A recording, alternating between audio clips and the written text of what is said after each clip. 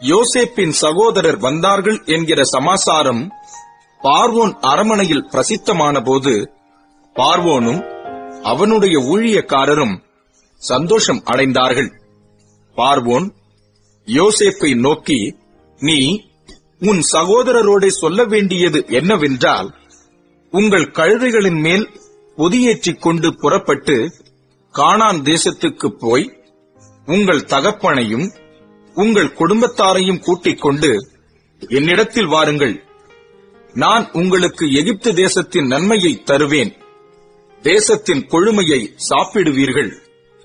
நீங்கள் உங்கள் குழந்தைகளுக்காகவும் உங்கள் மனைவிகளுக்காகவும் வண்டிகளை எகிப்து தேசத்தில் இருந்து கொண்டு போய் அவர்களையும் உங்கள் தகப்பனுடனே ஏற்றிக் கொண்டு வாருங்கள்.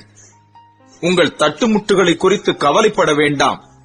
எகிப்து தேசமெங்கும் உள்ள நன்மை உங்களுடையதாய் இருக்கும் என்று சொல்லச் சொல்லி, உனக்கு நான் இட்ட கட்டளைப்படியே செய் என்றான். இஸ்ரவேலின் குமாரர் அப்படியே செய்தார்கள். யோசேப்பு பார்வோனுடைய கட்டளையின்படியே அவர்களுக்கு வண்டிகளை கொடுத்ததுமன்றி வழிக்கு ஆகாரத்தையும் அவர்களில் ஒவ்வொருவனுக்கும் மாற்று வஸ்திரங்களையும் கொடுத்தான்.